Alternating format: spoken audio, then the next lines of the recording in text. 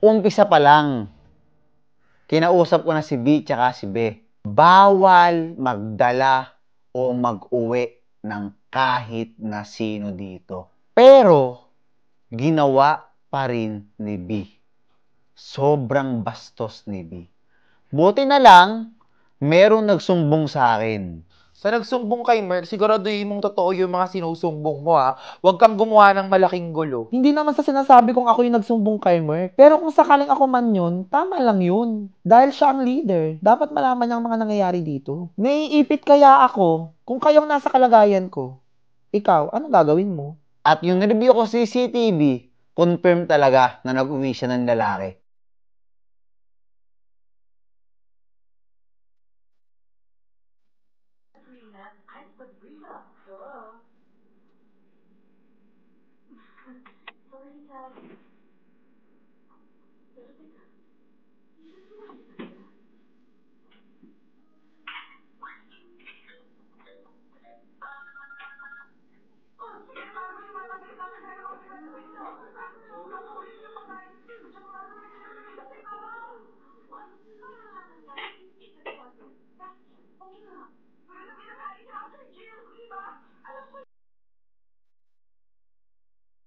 Kaya ang ginawa ko, pagkagising ko, pumunta agad ako sa kwarto nila. Pero ba't yung nagawin ng lalaki?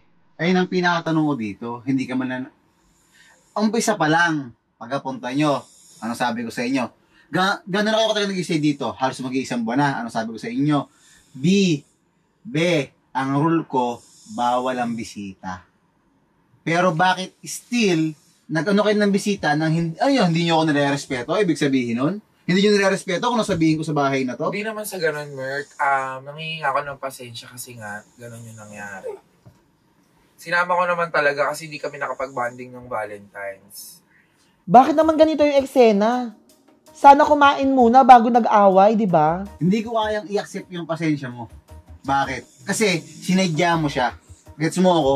Kumbaga, pwede ko siyang i-accept kung accidentally mo siyang nagawa. Pero hindi. Sa CCTV pa lang sa labas, nagdalampungan na kayo. Nakita ko, di ka pwede tumanggi. Oo, CCTV inamin ako. ko naman kasi malambing naman talaga. Kaya ang nga, ang gawa point ko, bakit mo siya pinapasok dito sa sarili naming bahay? O sarili nating bahay, sa kwarto nyo. Na which is, sa kabilang kwarto, yung kwarto ng anak ko. Eh, hindi ko kilala yung tao. Paano kung masamang tao yon? Paano kung meron siya mga kilala tao? Hindi masamang tao yung joke, kaya nga pinapunta ko dito eh. Eto nga. Kung hindi masamang tao yung jowa mo, paano kung meron siyang mga tropa na ay doon nakatira sila Mark, doon nakatira sila Mark, na malaman yung paano yung safety namin? Nasaan kami sa park na nagdala ka ng lalaki? Nasaan kami doon?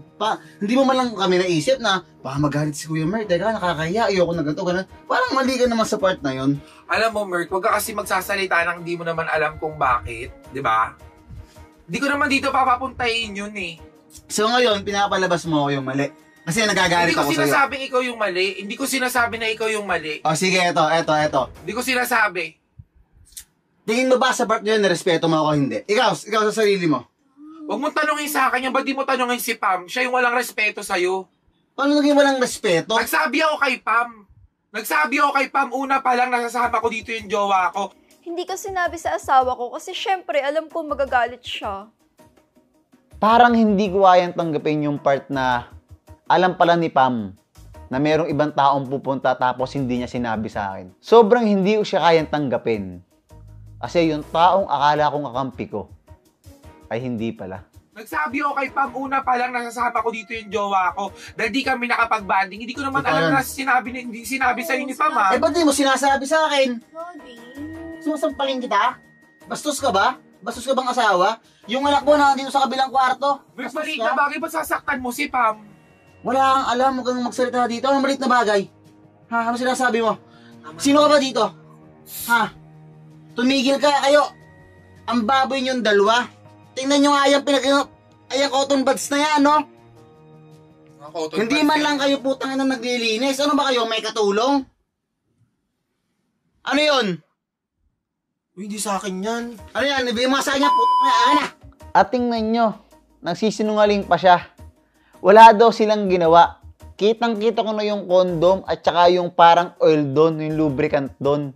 Tapos tatanggi pa rin niya. Hindi sa akin. Akin na! Ano yan? Ano to? Ano yan? Nyo.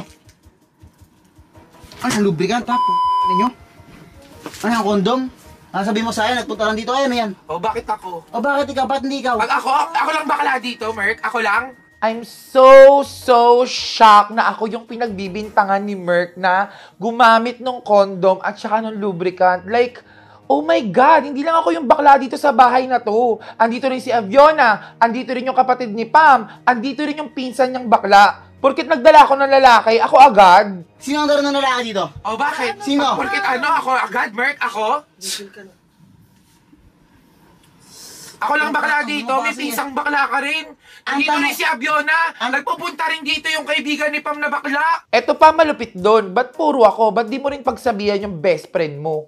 Sino ang daro O, ng ba't lalaki kami dito? pinagbibintangan mo? Ano, wala kami respeto? Tutan kami dito ng jowa ako? Tumigil ka na. Ang tanong ko, Ibig sabihin mo, bakit Merk, ka di nga naman kami nag-tutan dito. Isa ka pa eh. Ah. Inuuto ka lang ng mga yan, nagpapakatanga ka naman. Mag-usap tayo sa baba. Halika dito, asawa! Halika, mag-usap ka. Kailan inuto? Sobrang sakit na ng ulo ko. Gulong-gulo na ako. Pero wala akong magawa eh. Kasi kasalanan ko. O ano? Tinan mo, pati ikaw hanggang ngayon, kinakapihan mo pa yung mga yun. Hindi ko maintindihan sa'yo. Ako nga may kasalanan. Huwag ka na magalit ng ganyan. Grabe naman. Paano naging kasalanan? Hindi mo rin ka nag-uwi ng ibang lalaki eh. Hirap ko niya sa'yo, nangyayari sa'yo, baby. Parang masyado ka nang nano sa kanila, parang masyado ka nang na-obsess sa kanila. Hindi mo ba? Diyos ko, nabubuhay naman tayo dati nang wala sila. Bakit naman ngayon parang... Parang bawal na ako magkaroon ng desisyon dito sa bahay Baby, na to. hindi ko pinapaman desisyon mo. Pinapain ko lang, meron tayong anak sa kabilang kwarto na andun ang nanay ko, andun ang Naiintindihan anak naman mo. kita. Sa tingin mo ba, papayag ako na may mangyaring masama sa anak Hindi, ko? bakit di mo sinabi sa akin na mag-uwi siya ng lalaki? Wala akong nakikitang masama doon. Bakit naman hindi mo maintindihan? Ba't naman ikaw yung kaibigan mo, may kasamang jowa, Baby, may ibang lalaki? si Lawrence siya, si Hindi lang naman si Lawrence sa kaibigan mo nagpunta dito O, ah. sino pa? Yung mga kaibigan mo, yung bros ko. Pero wala silang mga kasamang jowa, dyan di sila nagpunta sa kwarto. Lalaki pa din yun. Oh, hindi yung ganun, baby. Hindi ko alam ang nangyayari sa'yo. Bakit parang nangyayari sa'yo? Hindi ka naman dating ganun. Ang sa akin lang kasi, ba't hindi mo makita yung point na wala namang masama? Ang OA mo Baby, lang. Ang mali mo, hindi... Napaka-OA Ito yung mo. hindi makakita ng point. Paano mo nga hindi makakita? Laguwi nga, isipin mo, pagkarating nila, ano sabi ko? Bawal dito ang bisita, bisita, bisita. Ikaw naman. Bawal ka. Nagpaalam naman sila sa akin. Ba't di mo sinabi sa akin? Kasi nga Sino ba ako sa bahay na to? O kaya nga, hindi. O ako, sino ako sa bahay na to? Takot-auhan mo? Susunod na lang ako sa mga gusto mo? Bawal na akong Ito sinasabi ko sa'yo. Dito, ako padre de pamilya. Pag Ngayon, ikaw, pinapabayaan naman kita magkaroon ka ng No. mga ginagawa mo sa buhay, tapos ako bawal Hinayaan na din ako. naman kita. Bakit? Ang hirap kong sa'yo, nagdara siya ng lalaki dito. Ang hirap sa'yo. Anong Pag bakit yung ka mga kaibigan mo, Hindi ka pupunta naman dito, ganahan. magpapaalam ka ba sa akin? Di ba hindi naman? Oo. Meron ba akong masamang Ito nga. sinasabi? Wala akong masamang sinasabi Meron ba sa'yo. akong, Pero pag ako, meron ba parang akong bawal kaibigan, na ako magkaroon ng... meron ba akong kaibigan dito na nagdala ng kahit na sinong hindi natin kilala? Oh, tatanungin kita. Ano Nagdala ba sa kwarto. ginagawa mo? Mawawalan ako ng kaibigan. Hindi ko alam pero bakit lagi sila yung kinakampihan ng asawa ko? Sobrang na-brainwash na ba talaga nila si Pam? Alam mo, baby, para sa akin, okay naman sila D tsaka sila B. Ganto lang kasi yan. Oo. Ako, hindi ko binabastos yung mga kaibigan mo. Huwag mong gawin sa akin. Huwag mong gawin Hindi sa mo mga ako kaibigan ko yung ginagawa Nalulungkot ako mo. kasi hindi mo ako naiintindihan. Kasi paulit-ulit mong sinasabi yung point mo na mali naman talaga. Si Pam, kung ano-anong sinasabi niya sa akin. Kaya ang sabi ko sa kanya, magmi-meeting kami ngayon lahat. Tawagin niya si B, si B, tapos ako tatawagin ko si Mama. Ikaw nga hindi makaintindi. Hindi, Tingnan mo ito. Magpa-meeting tayo ngayon, tawagin natin si Mama. Ngayon, tingnan natin kung mali ba talaga ako. Ngayon, kapag mali talaga ako, pag sinabi ni Mamang mali ako, edi, hindi ako napatingin sa kanila. Hindi, yun na lang.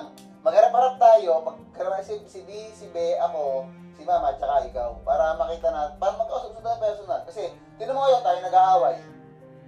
Isasali mo yung mama mo sa meeting dito. Siyempre, Siyempre. kakampihan ka ng nanay mo. Paano ako? Sino kakampi ko dito?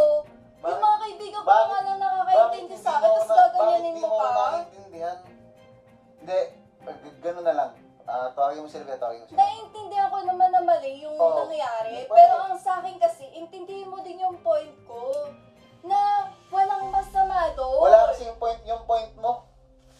Mali yung point mo. Hindi, tatawagin ko si mama, tawagin mo sila. Napaka-selfish mo. Hindi ako selfish, baby. Masyado ko lang kayong mahal. Parang Masyado yung kong mahal ang iniisip mo. pamilya ko. Kasi, Hindi mo naiintindihan yung ito. nararamdaman ko. Kung di ko naiintindihan, bakit ako pumayag na mag-stay sila dito? Kung di ko naiintindihan. Ba't ako pumayag na mag-stay sila? Pilitan ka. Well, di mo naman nanalo sa'yo. Sige nga, tawagin mo sila, B. Kaya sila, kaya tatawagin mo si mama.